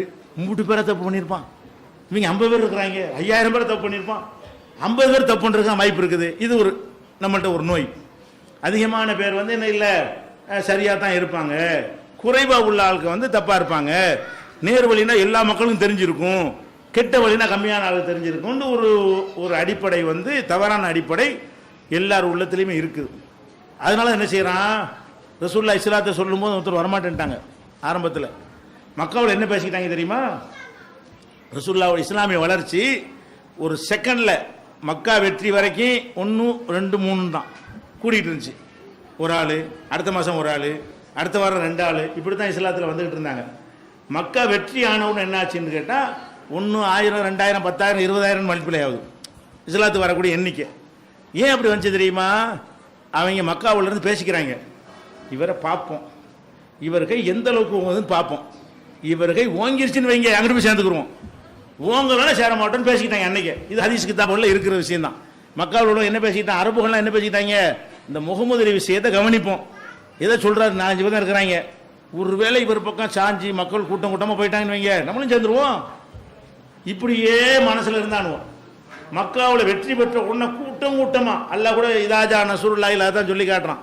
அல்லாஹ்வுடைய உதவி வெற்றியும் வரும் பொழுது வரை தன்னாச எதுகுலூன ஃபீதீனில்லாஹி அஃப்வாஜா, அல்லாஹ்வுடைய மார்க்கத்தில் மக்கள் கூட்டம் கூட்டமாக சேருவதை நீ பார்க்கும் பொழுது அல்லாஹ் புகழு, மன்னிப்பு கேளுன்னு அல்லாஹ் அந்த சூறால சொல்லி தர்றான். அப்போ மக்கள் கூட்டம் கூட்டமாக எப்போ வந்தாங்க? கை ஓங்கணும்னு வந்தாங்க. கை கீழே இருந்து வர மாட்டேன்ட்டாங்க. மஜாத்தி மைனாத்தி ஒன்று ஒன்றா கூடி கூடி கூடி கூடி இங்கே கூடி போனோடனே இதில் போய் சேர்றாட்டு மொத்தமாக வர்றான். இந்த 6 வருஷம் 7 வருஷம் எடுத்த அந்த டயத்தில் எவ்வளோ பேர் வந்தாங்களோ அதை விட 1 மாதத்தில் அதிகமான பேர் வந்துட்டாங்க. அரபு உலகமே அப்படி திரும்பிடுச்சு. அப்படியே சரசரசன்னு ஈரான் வரைக்கும் வந்து சாம்ராஜ்யமாக போச்சு. உலகமாக சக்கரவர்த்தி ஆகிடுறாங்க. அந்த அளவுக்கு என்ன செய்யுது? ஈர்க்கப்படுது. இதுக்கெல்லாம் என்ன காரணம்? மனுஷன் ஹக்கை ஏற்றுக்கிறதுக்கு அந்த அளவுகளை தான் வச்சிருக்கிறான், பாத்திலுக்கு அந்த அளவுகளை தான் வச்சிருக்கான். மெஜாரிட்டி மைனாரிட்டி இது இஸ்லாத்தில் கிடையவே கிடையாது. இந்த நோய் தான் சத்தியத்துக்கு வருவது தடுக்கிறது. இப்போ எதனால வரமாட்டேங்கிறாங்க? இத்தனை ஆலிம் இத்தனை பள்ளியில் இருக்கிறாங்களா, அவங்கெல்லாம் சொன்னாங்களா? இவங்க ஒரு ஆள் தானே சொல்கிறாங்க. இதன காரணம்? இத்தனை ஆலிம்ஸாக இருக்காங்கல்ல, இத்தனை முத்தவள்ளி இருக்கிறாங்கல்ல, இத்தனை கட்சி தலைவர்கள் இருக்காங்கல்ல, இவங்களுக்கு தெரியாது ஒன்று தெரிஞ்சிருச்சான்னு நம்பரை எண்ணி பார்க்குறான். அங்கிட்ட எத்தனை இங்கிட்ட எத்தனை. அப்போ அங்கிட்ட ஜாஸ்தி இங்கிட்ட கம்மி, ஜாஸ்தியாக உள்ள சரி, கம்மியாக உள்ள தப்பு. இது கிடையவே கிடையாது. ஜாஸ்தி கம்மிங்கிறது ஹக்கு பாத்திலை தீர்மானிக்கிறதுக்கு மார்க்கத்தில் ஒரு அளவுகோலே கிடையாதுன்னு குரானில் சொல்லி காட்டினால. அல்லாஹ் என்ன செய்யறான்? வலாக்கின் அக்ஸரன் நாஸி லா யஅலமூன், மக்களில் மெஜாரிட்டி மக்கள் அறியாதவனா இருக்கிறான். அல்லாஹ்வுடைய தீர்ப்பு என்ன? கொஞ்சம் பேர் தான் விவரமா இருக்கானே தவிர அதிகமான பேர் எப்படி இருக்கிறான்? லா யஅலமூன் வலாக்கின் அக்ஸரன் நாஸி லா யஅகிலூன், அதிகமான மக்கள் புரியாம இருக்கிறாங்க, அதிகமான மக்கள் நன்றி செலுத்தாம இருக்கிறாங்க. லா யஷ்குரூன். இப்படி அல்லாஹ் அக்ஸரன் நாஸின்னு கம்ப்யூட்டரில் போட்டு தேடினீங்கன்னா குரானில் அதிகமான மக்கள்னு போட்டு தேடினீங்கன்னா அதிகமான மக்களை பற்றி அல்லாஹ்வுடைய தீர்ப்பு இப்படி தான் இருக்குது. எப்படி இருக்கு? அதிகமான பேர் விளங்காதவன், அதிகமான பேர் புரியாதவன், அதிகமான பேர் நேர்வழிக்கு வராதவன், அப்படிங்கிறது தான் அல்லாஹ்வுடைய தீர்ப்பாக இருக்குது. அதை விட ஒரு எச்சரிக்கை ஒன்று அல்லாஹ் சொல்கிறான், ரசூலுல்லாஹ் சொல்கிறான், ஒயின் துத்தி அக்ஸர மன்ஃபில் அர்லி யுலில்லூக அன் சபீலில்லாஹ், நபியே, இந்த பூவுலகில் மெஜாரிட்டி மக்களை நீ பின்பற்ற ஆரம்பித்தால் உன்னை வழிகெடுத்து விடுவார்கள். பின்பற்றுவதற்கு எதை பார்த்துறாத, ரொம்ப பேர் பார்த்துறாத, ரொம்ப பேர் இருக்கிறாங்கிறத பார்த்துறாத. பார்த்தா உன்னை அல்லாஹ்வுடைய பாதையை விட்டு வழி தவற செய்து விடுவார்கள். ரசூலுல்லாஹ் அல்ல எச்சரிக்கிறான். மெஜாரிட்டி மக்கள்ங்கிற ஒரு பார்வை இஸ்லாம் வரவே கூடாது. இப்போ நீங்கள் இது உலகத்தில் நீங்கள் கரெக்டாக தான் இருக்கிறீங்க, மார்க்கத்தெல்லாம் ஏமாந்து வரீங்களே தவிர உலக விஷயத்தில் நீங்கள் மெஜாரிட்டி பார்க்குறீங்களான்னா பார்க்க மாட்டீங்க. எப்படி பார்க்குறீங்க? நீங்கள் ஒரு 1000 ரூபா பணம் வச்சுருக்கிறீங்க, உங்களை சுற்றி 10 பேர் இருக்கிறாங்க, 9 பேர் கிழிச்சு போடுங்கிறாங்க, ஒரு ஆள் கிழிக்காதுங்கிறாங்க. எது கேப்பிய? ஏன் 9 பேர் சொன்னாங்கல்ல? அப்போ 1000 ரூபா மதிப்பு தெரியுது.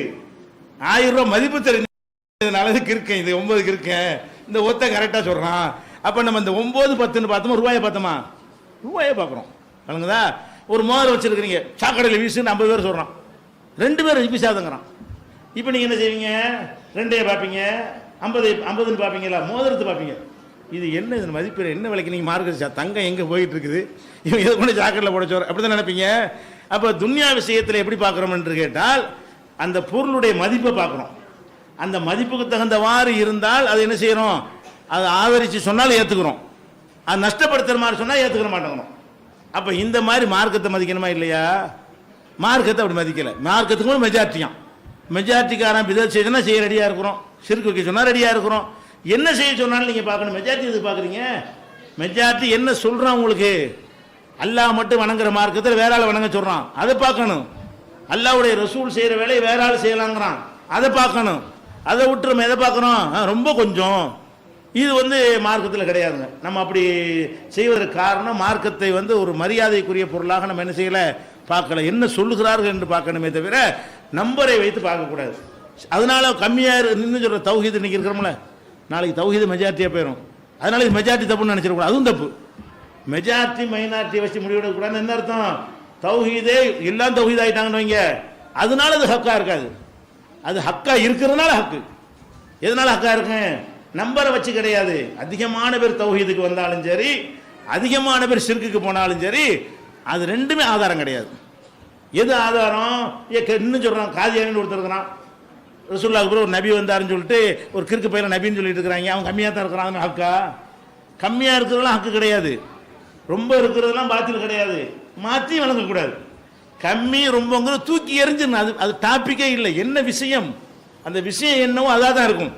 அப்போ ஒரு நெருப்பு சுடும் என்பதுக்கு ஓட்டெடுப்பு நடத்தணும். நெருப்பு சுடுமா சுடாதான்னு நெருப்பு பார்க்கணும், சுடுமான்னு பார்க்கணும். சுடும்னா சுடும், சுடாட்டி சுடாது. எத்தனை பேர் சொன்னால் நமக்கு என்ன? 100 பேர் சுடும்னு சொன்னதுனாலே சுடுது இல்லை, 100 பேர் சுடான்னு சொன்னாலும் சுடாமல் போயிருமா? நெருப்பு சுடும்னு எப்படி முடிவு எடுக்கிறீங்க? நெருப்பை பற்றி சிந்திச்சு முடிவு எடுக்கிறீங்க, யாரும் சொன்னதை வச்சு எடுக்கலை. அப்போ நெருப்பு சுடும் என்பதை எப்படி 5-5 10ங்கிறீங்க, மெஜாரிட்டி வச்ச முடிவு எடுக்கிறீங்க. இருங்க மெஜாரிட்டி கேட்போம். 5-5 எத்தனை? 20. 5-5 எத்தனை? 9. அது அப்படியே எடுத்துக்கிறீங்க. ஓட்டெடுப்பு வச்சு நடத்துகிறோமா? 5-5 10 தான்.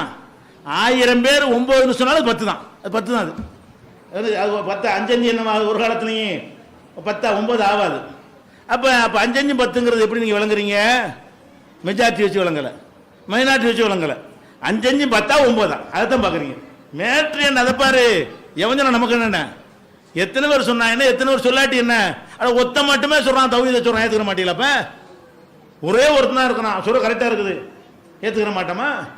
அப்போ இங்கே அந்த பூமி சுற்றுதுன்னு சொல்கிறானே, உலகம் உருண்டு என்ன ஒத்தம் தான் சொன்னான், அதுக்கு தான் போட்டு அடித்தாங்க போட்டு கலிலியோவை. அவன் சொன்ன பொய்யா போச்சா? மேட்ரு என்ன? பிறகு பிறகு அது அதிகமான பேர் சொன்னான். இப்போ ஆரம்பத்தில் ஒத்தம் தான் சொன்னான், அதான் அவனை ஒழிச்சாங்க. இப்போ உலகமே சேர்ந்துக்கிட்டு உருண்டேங்கிறான், சுற்றுதுங்கிறான். அவன் சொன்னது எல்லாரும் இப்போ சொல்கிறாங்க, லேட்டாக சொல்கிறாங்க. அப்போ நமக்கு மேட்ரு என்ன, அந்த விஷயம் என்னன்னு பார்த்து பழகிக்கிறங்க. எதை பார்க்காதீங்க, எவ்வளோ பேர் எங்கிட்ட இருக்கான்னு பார்க்காதீங்க. அந்த அந்த சொல்கிற விஷயம் என்ன, இந்த கணக்கு சரியா, இந்த கருத்து சரியா, இந்த தத்துவம் சரியா, இதைத்தான் பார்க்கணும். இந்த ஒரு விஷயம் நம்ம வந்துருச்சுன்னு சொன்னால் நம்மளை எவனும் தருமாற செய்ய முடியாது. நம்பரை பார்க்க கண்ணை மூடிடணும். ஒரு விஷயத்தை பேசும் பொழுது இங்கிட்டு எத்தனை அங்கிட்டு எத்தனை பார்க்கவே கூடாது. இன்னும் நமக்கு தெரிஞ்ச உதாரணத்தில் நீங்கள் பாருங்களேன், முஸ்லீமுக்குள்ளே எடுத்துக்கிறோம். முஸ்லீமுலையே தொழுவுறவன் ஜாஸ்தியா தொழுவாதவன் ஜாஸ்தியா? முஸ்லீமுக்குள்ளே தொழுவுறவன் ஜாஸ்தியா தொழுவான் ஜாஸ்தியா? அப்போ அதான் நல்லதா? மெஜாரிட்டி முடிவு எடுக்கிறதா? என்ன முடிவு எடுக்கணும்?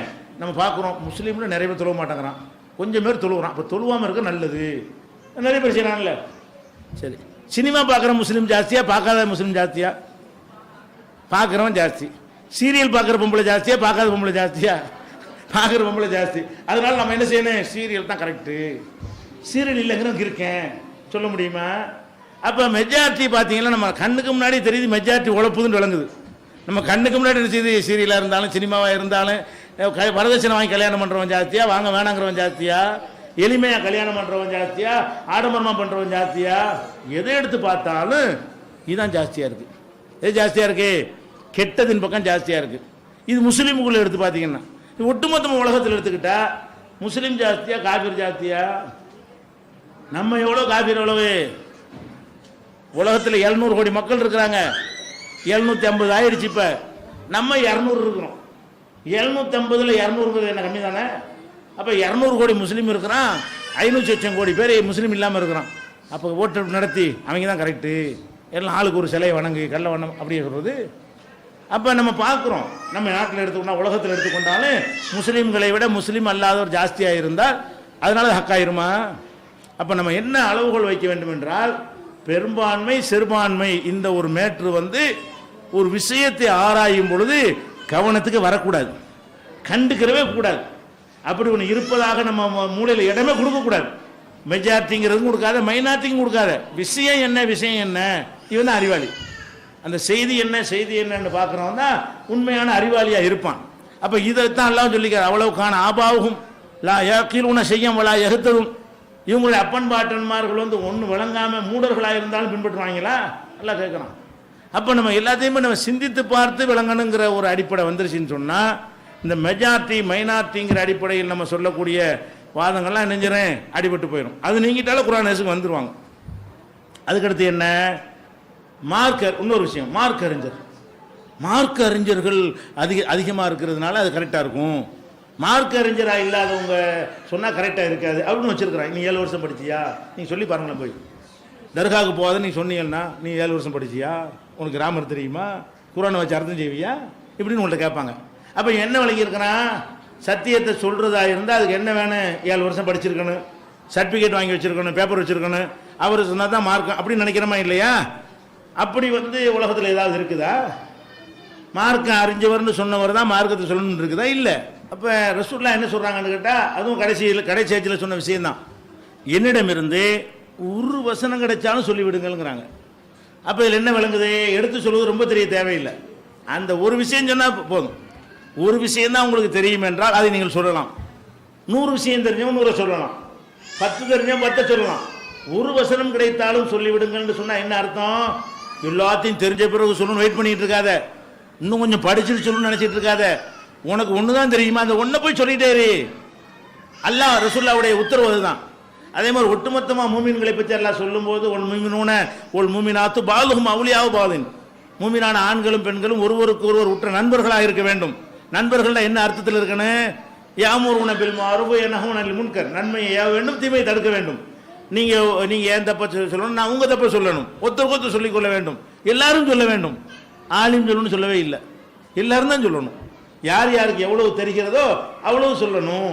அப்போ நம்ம சத்தியத்தை சொல்லும்போது என்ன பார்க்குறாங்கன்னு கேட்டால், இவங்கெல்லாம் சின்ன பிள்ளைகளாக இருக்கிறாங்க, அவர் 7 வருஷம் படிச்சிருக்காங்க, இவங்க 1 வருஷம் தான் படிச்சிருக்கிறாங்க.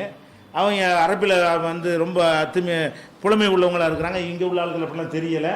இந்த மாதிரி ஒரு காரணத்தை வைத்து கொண்டு சத்தியத்துக்கு வர்றதுக்கு என்ன செய்கிறாங்க? தயங்குகிறார்கள். அப்போ இதுவும் மார்க்கத்தில் உள்ள அளவுகள் கிடையாது. எல்லாம் தெரிஞ்சு தான் சொல்லணும்னா ஒருத்தரும் சொல்லலை. எல்லாம் தெரிஞ்சு யார் இருக்கா?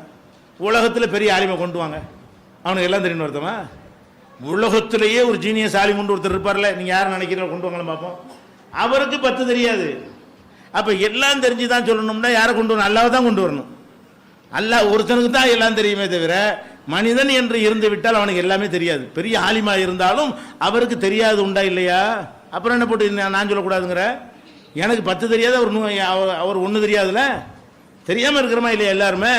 அப்போ எல்லாம் தெரிந்தவர்கள்ங்கிற மாதிரியா ஒருத்தன் நினைக்கிறதும், ஒன்றும் தெரியாதவ மாதிரி மற்றவன் நினைக்கிறதும், இதெல்லாம் அந்த சத்தியத்துக்கு ஒரு தடையாக இருக்கிறது. இப்படி பார்க்கவே கூடாது.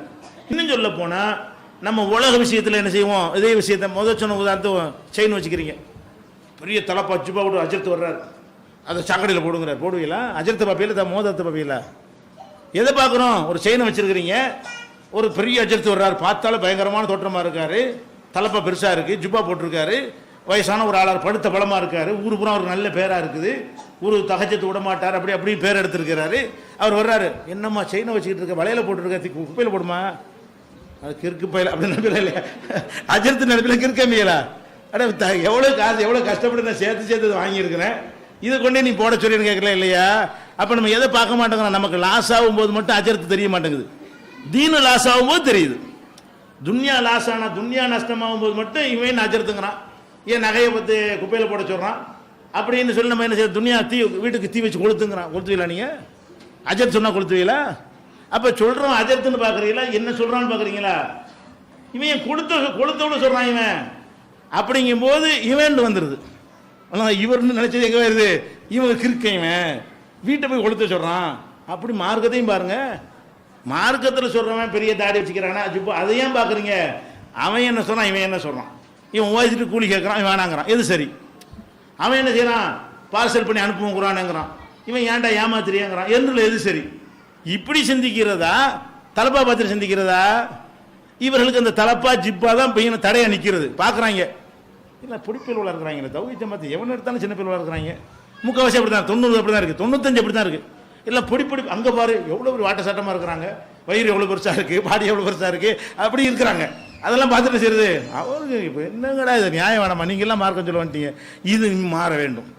அப்போ துன்யாவில் நீங்கள் எப்படி செய்தியை பார்க்குறீங்களோ அந்த மாதிரி மார்க்கத்தையும் பார்த்தோம் என்று சொன்னால் நம்மளை என்ன செய்ய முடியாது, வழிகெடுக்க. பப்ளிகேஷன்ஸ் வெளியீடுகள்: இஸ்லாமிய அடிப்படை கல்வி, திருமுறையின் தோற்றுவாய், திருக்குரானில் அறிவியல் சான்றுகள் பாகம் 1, அர்த்தமுள்ள கேள்விகளும் அறிவுபூர்வமான பதில்களும், குரான் கூறும் ஓரிரை கொள்கை, நபி வழியில் தொழுகை சட்டங்கள், மாமனிதர் நபிகள் நாயகம், குரான் மட்டும் போதுமா, ஹதீஸ்கள் குரானுக்கு முரண்படுமா, அழகிய இஸ்லாமிய பெயர்கள், இதுதான் பைபிள், ஜனாசாவின் சட்டங்கள், ஏகத்துவமும் இணை வைப்பும், திருக்குரானின் அறிவியல் சான்றுகள் பாகம் 2, இஸ்லாம் பெண்கள் உரிமையை பறிக்கிறதா, பிறை ஓர் விளக்கம், இஸ்லாம் ஓர் இனிய மார்க்கம், நபி தோழியர் வரலாறு, குற்றச்சாட்டுகளும் பதில்களும், நோன்பு, இயேசு இறைமகனா, வருமுன் உரைத்த இஸ்லாம், உண்மை தோழர் அபுபக்கர் அலி, பெண்களுக்கான நபி வழி சட்டங்கள், அறிவுச்சுடர் அன்னை ஐசார் அலி, இஸ்லாத்தில் சொர்க்கம் நரகம், நபி தோழர்களும் நமது நிலையும், துவாக்களின் தொகுப்பு, முகைதீன் மௌலிது ஒரு ஆய்வு, குரானை எளிதில் ஓதிட, நபிகள் நாயகம் பல திருமணம் செய்தது ஏன், யாக்குத்பா ஒரு ஆய்வு, நபி வழியில் நம்ஹஜ், நபி வழியில் குழந்தை வளர்ப்பு, தராவி தொழுகை ஒரு ஆய்வு, ஜக்காத் ஒரு ஆய்வு, இஸ்லாத்தில் இல்லறம், கியாமத் நாளின் 10 அடையாளங்கள், நபிகளாரின் நற்போதனைகள், மன்னரை வாழ்க்கை, பைபிளில் நபிகள் நாயகம், இஸ்லாத்தின் பார்வையில் பில்லி சூனியம், தர்கா வழிபாடு, நபிகளாரின் இறுதி நாட்கள், இஸ்லாமிய கொள்கை, சரியான ஹதீஸ்களும் தவறான ஹதீஸ்களும், சந்திக்கும் வேளையில் கொள்கை விளக்கம், பேய் பிசாசு உண்டா, கற்பனை கதைகள், நவீன பிரச்சனைகளும் தீர்வுகளும், தப்லிக் தாகலிம் தொகுப்பு, சுபகான மௌலிது ஒரு ஆய்வு, மனிதனுக்கேற்ற மார்க்கம், நேர்ச்சையும் சத்தியமும், மனனம் செய்வோம், விளக்கப்பட்ட உணவுகள், அர்த்தமுல்லா இஸ்லாம், குர்பானியின் சட்டங்கள், தொழுகை, இஸ்லாத்தின் பார்வையில் கனவுகள், இஸ்லாமிய திருமணம், இறைவனிடம் கையேந்துங்கள், மீராஜும் அதன் படிப்பினைகளும், வேதம் கொடுக்கப்பட்டோர் யார் மற்றும் prophet Muhammad the greatest man CD டிவிடிகள் கிடைக்கும் இடம் மூன் பப்ளிகேஷன் 83/3 மூர்தரு முதல் மாடி மண்ணடி சென்னை 1. Phone number